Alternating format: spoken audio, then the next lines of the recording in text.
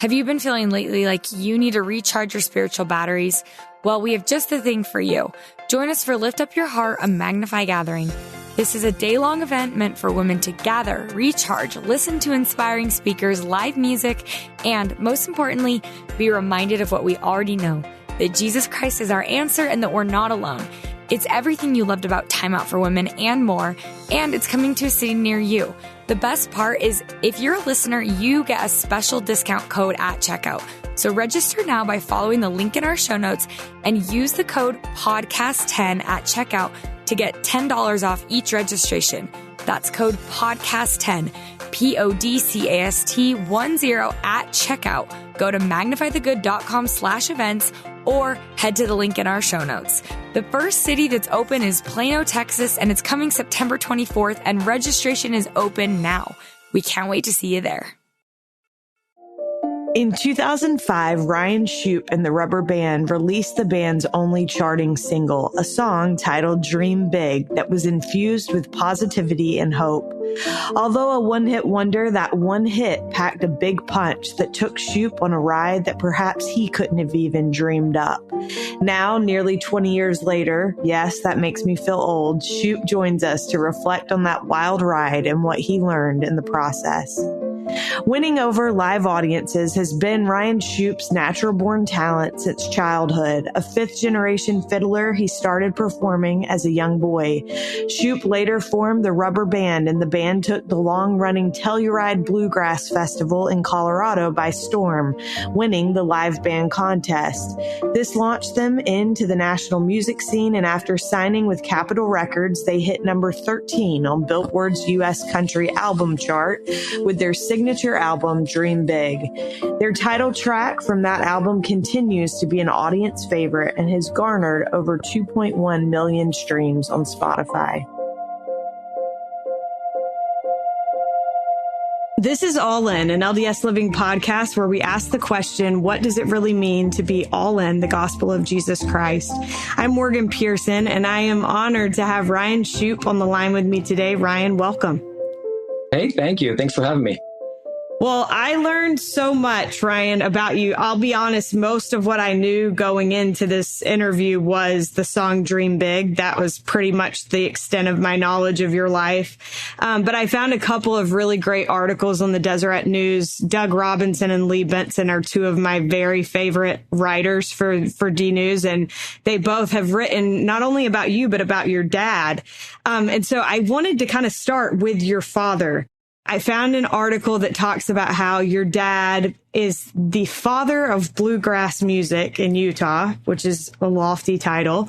And he came from a long line of musicians, but he says himself that he's not a great musician. However, his talent lies in how to teach and inspire and promote others. You have been a product of that teaching and inspiring and promoting. I'm curious, is he just being modest about his musical abilities, or is that true? You know, he is a pretty good musician. He is kind of modest that way. But I think more than anything, he has the ability to focus on things, right? So he just decided, okay, I'm a fifth generation fiddle player, right? So he played in my grandma's dance band, and then all my cousins played fiddle. And there's these pioneer journals of people who, are saying, oh, I'm going to go down to the dance. I'm going to throw the fiddle on my back and ride the horse down to the dance. And, back then, of course, if you didn't have music, you didn't have someone playing music, you didn't have music. So I feel like I can imagine in my mind that, they were kind of popular. You got to have the fiddle player there to have a party, right? When I heard about other, family gatherings and stuff. So I think along those lines, he just thought, you know what, I need to teach my kids how to play music. And I think it kind of stemmed a little bit from, he was a big kind of like athlete. He was always playing basketball and all this stuff. But then when he found that he kind of got a little older, he was like, well, what am I going to do now? So I think he started thinking, well, music would be the thing that you could take with you through your whole life. So he's like, I'm going to teach my kids to play music. So then he got me up. I was the oldest, so he started on me first. I was the experimental child, I guess. And he got me up two hours before school and practiced every day. And I don't know if I knew any different.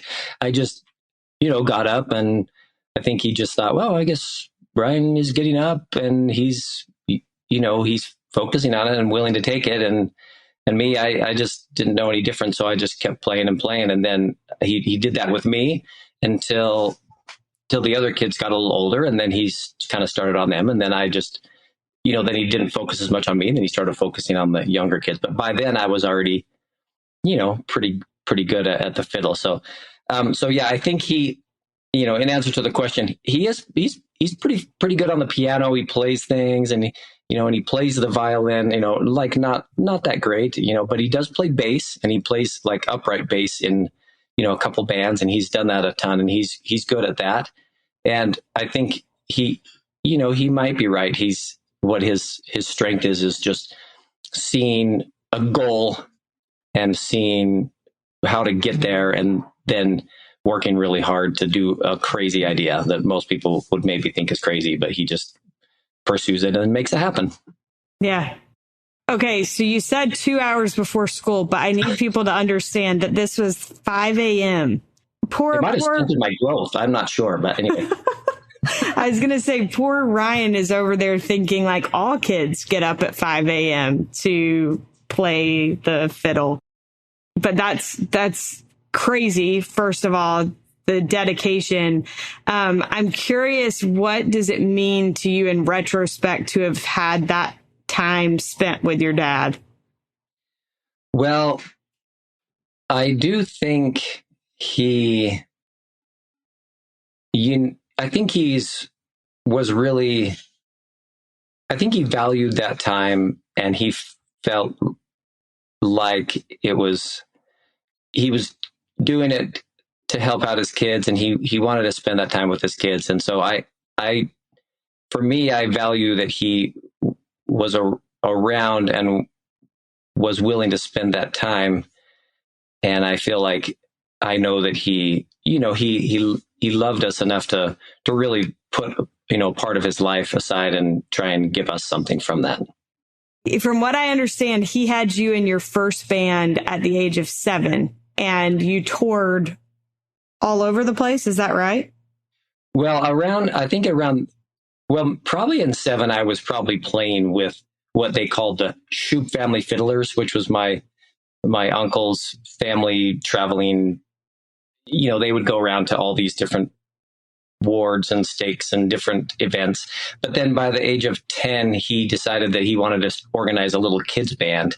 So he organized a little kids bluegrass band, and we were called the Pee Wee Pickers. And we just went and traveled all over the country. I never really went to scout camp in the summer, because we were always gone traveling all over the country, playing at these random bluegrass festivals and the World's Fair, and going on to random TV shows and doing stuff like that. So it was an interesting growing up. Yeah, not a traditional. I don't know anything different, but it was definitely fun. It was like every summer you just jump in the RV that we had, and you had all your other bandmates with you, and we had family and friends, and we just kind of would roll in and just. As a little kid, you're just fascinated by all the different areas you got to go, and they had different stores and different food. And, I remember we got to some place and they gave us grits, and we didn't know how to eat them. So we put sugar on them, and everybody was looking at us like we were crazy. But so. It's funny that you say that, because the very same thing happened at the MTC. I observed a lot of people come upon grits for the first time, and I am from the South, so I knew exactly what you do with grits. But I watched them load theirs up with like brown sugar and stuff, and I was like, this is a critical error. So Yeah. I understand how that could happen. Okay, so you continued practicing with your dad 5 days a week into your teenage years. You mentioned that you recognize now that not everybody does that, but what do you feel like that taught you about hard work and dedication to a craft like music? That is a good question. I think that, they have that meme or that saying where you have to spend X amount of hours to master something. And I don't know 10,000, I think. Yeah. Whatever it is. And I think that, kind of plays into that, so I think it's true. I think from that, I feel like what I learned is that if you really want something, and if you're going to have a better chance of achieving that if you just buckle down and work really hard, and so I think, yeah, that is a really good question. I think that's just kind of taught me, determination. And if you work towards something, you can achieve kind of crazy ideas. And I think that's one thing that my dad instilled in me, was that you can accomplish crazy things. And if you have an idea, it might seem out of the box. It's fine. You can go for it and try it out. And if it works, it works. And if you don't, then at least it was worth trying. You dream big. Hey, it's a theme, right? If you dream big. Yeah. Okay, so we mentioned that you were in this band as a little boy, but your dad mentioned in this interview that I read that you would typically be found just like going to town on the fiddle, but with your head down. You were not much of a showman, and you said that didn't change until after your mission. What about a mission changed and turned you into more of a showman? Well, that is... Okay, so I think just before, I was just a little kid, and my dad got me up to practice. It's almost like anything, right? You're like, go out there and do the thing that your parents taught you. So you just kind of did it, and you just went through the motions. And I wasn't really, I don't know if I was, I was just a kid. So I just wanted to go goof around. And so it was almost like some kind of a chore a little bit to play, not a chore, but just, and so anyway, then after my mission, I came back, and I started kind of getting into music, and I played bluegrass when I was a little kid, but I kind of was more into rock music, right? So as I started getting more into it and learning about that, and I think after your mission, as far as like creating music and stuff, I think the more experience you have in your life, the more you can kind of apply those experiences to songwriting or creating music. And so I think on my mission, it was great because I got to run into a lot of different people. You kind of develop empathy and putting yourself into other situations. And that, can help, that helped me see the world through different eyes and through different people's perspectives. And so I think when I came back, that's when I started. I think when I came back from my mission is when I was in college, and that's when I started thinking, hey, like, who doesn't want a band in college, right? That's just like the cool thing to do. So that's probably when I just really thought, you know what, I kind of want to do this. And so then when you start doing it in the way that you want to, then you maybe start kind of like enjoying it more. And plus I kind of realized that, you realize things as you're older. You're like, look back and think, wow, I was kind of just like a little duddy kid that was just up there playing, and maybe I need to, look like I'm having more fun, and because I am having fun. And so I think that all played into it. That makes a lot of sense. You also said of your mission, I played better when I returned. I understood people better. And you mentioned that empathy, but you said it made your songwriting better. How did it impact your songwriting, serving a mission? And where did you serve? I went to Portland, Oregon. Okay. Very cool. Yeah, it was great. It was rainy up there. I didn't know, when they said, hey, it rains, I was like, I like rain. Then I got up there and I realized that it was a different kind of rain. But yeah, I think that was kind of that was the thing that I realized most, is seeing other people's situations, and you get thrown into a lot of different situations outside of your comfort zone when you're on a mission. And so I think, seeing those different sides of things and people and situations and going to different places, and, I think just pushing yourself outside of what you're normally think you're capable of doing, or your normal comfort zone is just really good for you in general. And I think as far as songwriting, then yeah, I saw different people. I gained, more empathy and just gained, just different viewpoints. And I think that that's kind of essential for songwriting. So, Ryan, obviously you had been performing, writing music for a very long time before Dream Big ever became a thing, before we all heard it. But tell me a little bit about what inspired that song, because I think so many listening love that song, and I do. Tell me about what inspired it and how did it become such a big hit from your perspective? Well, okay, so Dream Big. Well, okay, I feel like this with songwriting, and I think a lot of songwriters would kind of agree. Sometimes a song is just kind of given to you.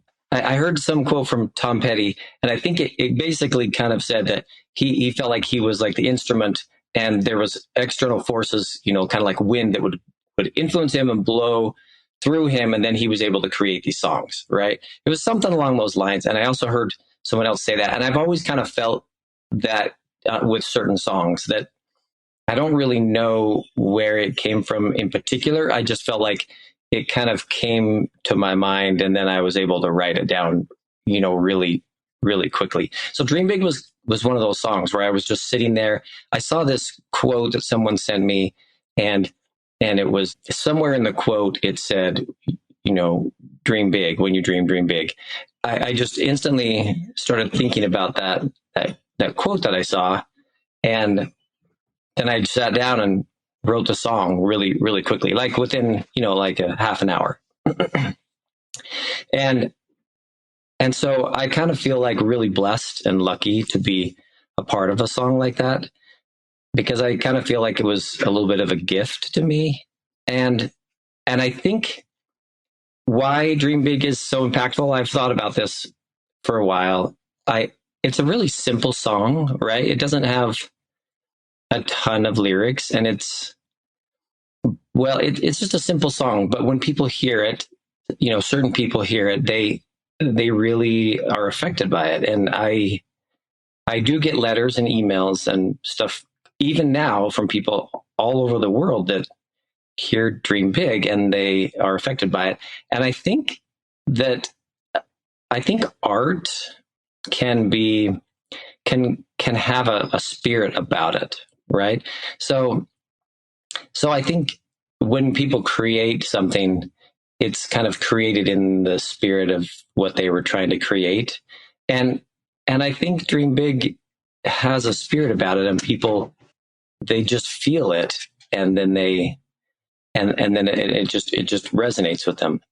So there was just so many stories of when we were touring, when we were signed with this major label we had this bus, and the bus driver would come in, and he would just hear us. He said, I came in to hear you guys, because, I just want to know what you guys were doing. And he just came in, and he was just kind of, he was kind of surprised. He was just like, he just described it as this. He said, you guys, you were playing, but it was like there was, he said something about light, like there was just light there, or light around you or something. So whatever the case may be, he came in, and when we were playing, he, just felt something. And I hesitate to say something like that, because it's like, I don't really feel like we're like these, great, like holy ambassadors of anything necessarily. But I think we're trying to live life and create music and art with a certain spirit, and infuse that goodness into the world. And so whatever he experienced, he came and was able to kind of latch onto that feeling. And so I think that's why. And so I always encourage people to create art with a spirit that will be what you want it to be, and make and promote good in the world. Well, I think that one thing too that you may not be giving yourself credit for, I feel like you play music, Ryan, with a lot of joy. And I think that joy resonates with people. And it's like, oh, like this guy understands something about life that maybe I don't have or I'd like to have in my life. You said after that song kind of blew up, you said, I guess it was sort of a self-fulfilling song. When I wrote it, I wasn't actually planning on playing music for a living. And I wondered, was it hard to have a song that really took off like that one did? When I'm sure you've written like thousands of songs, and then you hope that like others will have that same trajectory? Or do you just feel like so grateful for the way that that song has resonated with people and kind of carried you in, and how it carried you into a career essentially in music where you've been able to continue to do it? Yeah, I think music is such a crazy, weird business in and of itself.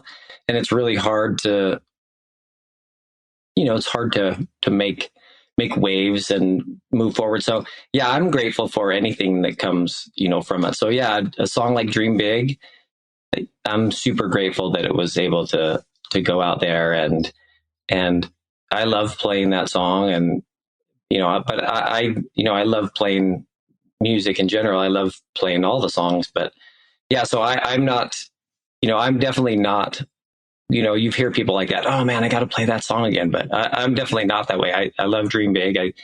It's fun to play, and I really am appreciative of the success it's seen and the influence that it has. I still hear stories from people, even at concerts, just even this last year, people come up after and say, hey, we heard your song Dream Big and it changed our life.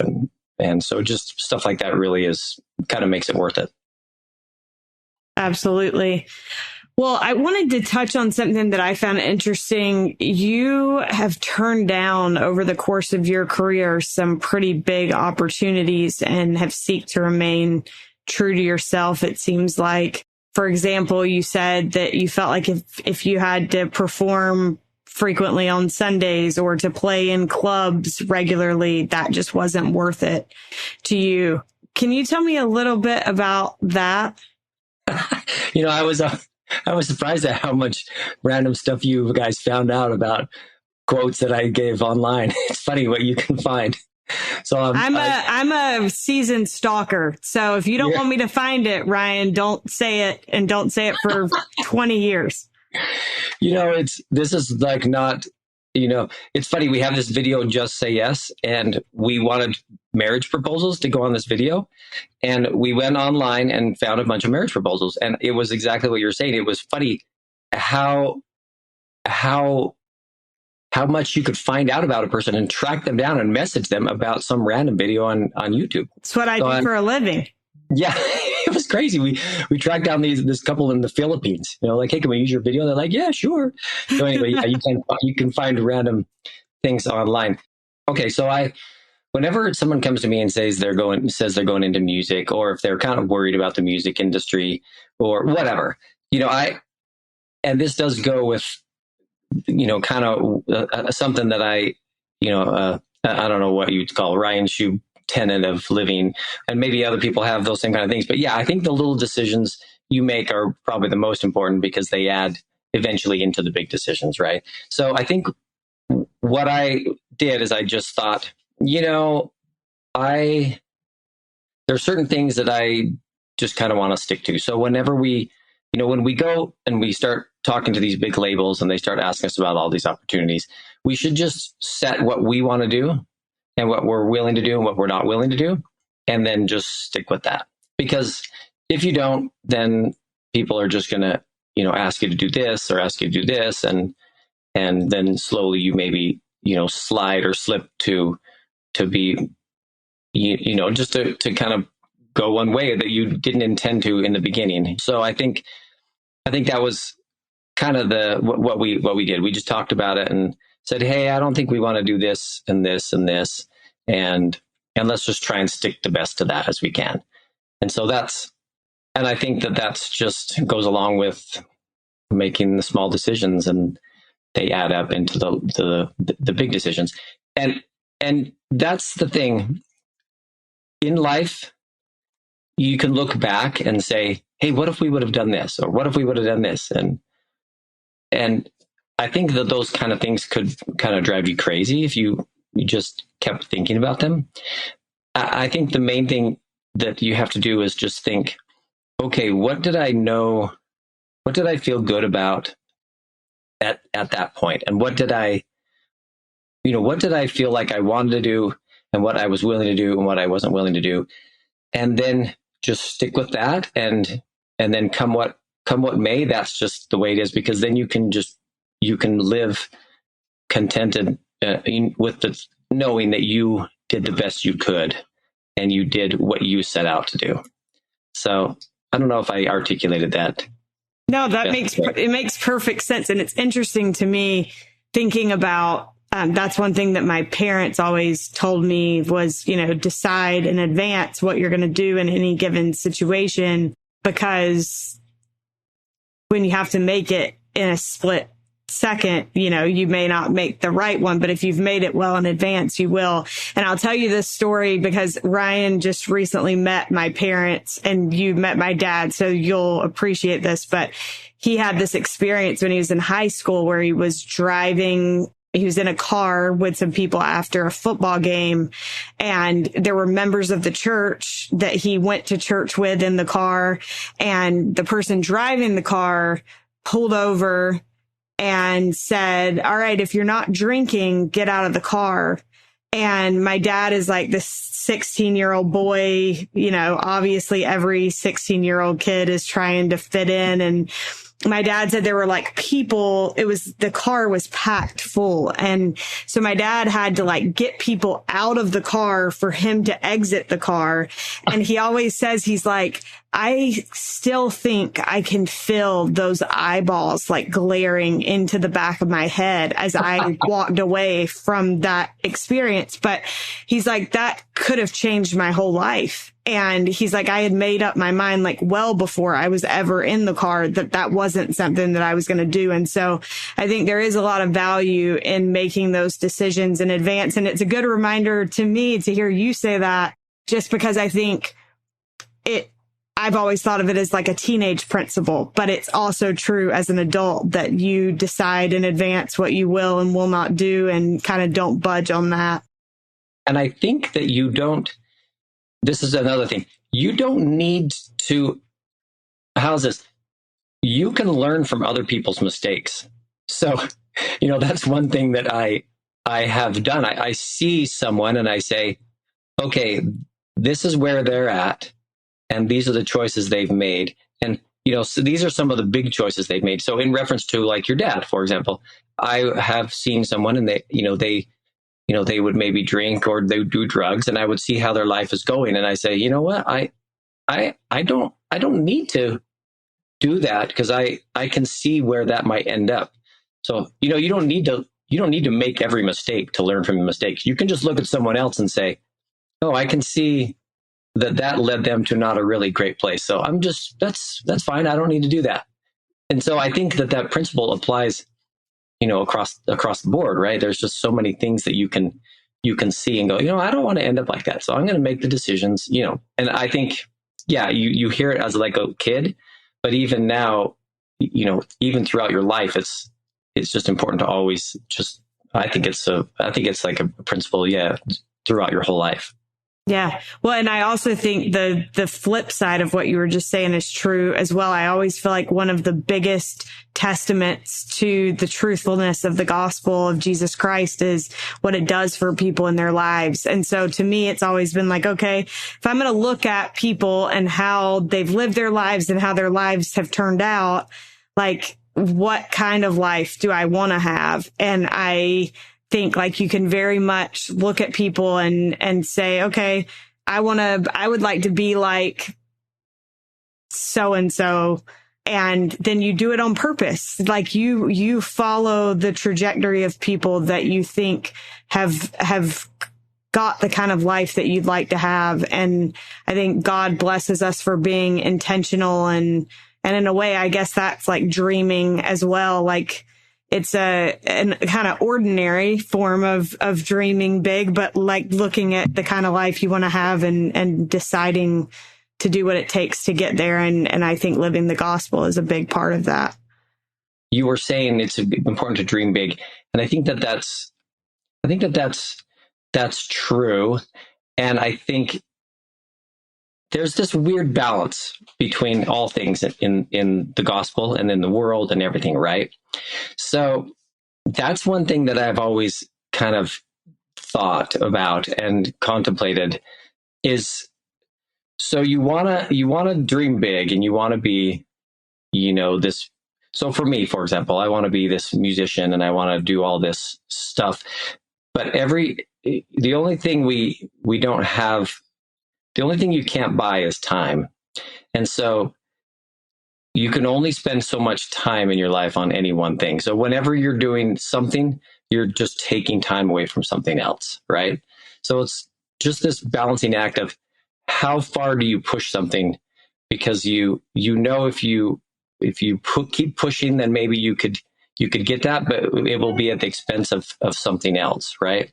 And so I think in life in general, it's kind of always this balancing act. And maybe musicians are, kind of worse than other people, but I don't know, because you always think, okay, I want to be, I want to make an impact in the world. Maybe everybody wants to make an impact in the world. I want to write the song that, is that makes everybody's, it's just like, the best song in the world. And I want to, go tour. And so you always are trying to aim for this. And so if you don't achieve certain things, maybe you feel like, oh man, I wasn't able to achieve that. But then it's also kind of a balancing act by being content in the blessings you have and just saying, but look at all the things we've done and look at the time you get to spend with your family. And so it's just this juxtaposition of that. And so that is an interesting, thing to think about. And I guess the conclusion I have is,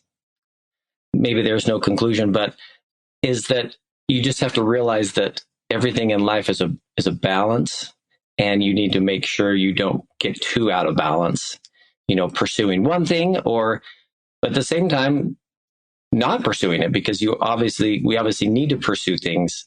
I think that makes sense. And it's a question of like, where do you place priority, and all of those things I think are things that we wrestle with as human beings, and certainly as disciples of Jesus Christ. Ryan, I so appreciate this conversation and your thoughts and sharing some of your experiences. My last question for you is, what does it mean to you to be all in the gospel of Jesus Christ? Well, I think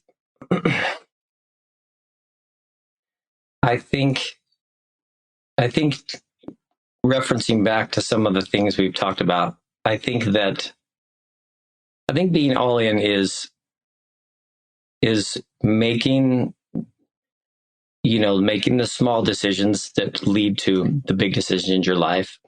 And also I think for me, it's remembering the moments of inspiration that you have. So if things get harder down the road, you can reference back to those things and know, kind of goes along with, what I was saying, when you make a decision and then you need to kind of stick with the decision moving forward, because in the time you know what you need to do. And so then when the time gets tough, that's not the time to switch your decision.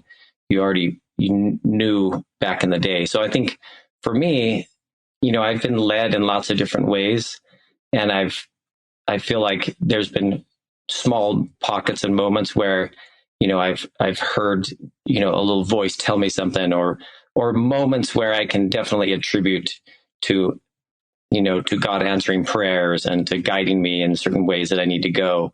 And so I think for me, it's just remembering those moments and knowing that God is mindful of you and guiding you, and then continuing to just, if there are any kind of tough times or anything, just remembering those times and holding on to them, and that will get you through any future difficulties you have. I love that. I think that is so true and so essential for everybody. I feel like I just heard an example yesterday of like the goodness of God to some friends of mine who have gone through a rough year, and just like this little thing that was like, oh, God is very aware of us. And I think you take those things and you treasure them up and hang on to them tightly. And that's what allows you to keep moving forward and plowing forward. Ryan, thank you so much for this conversation, and thanks so much for all the work that you've done.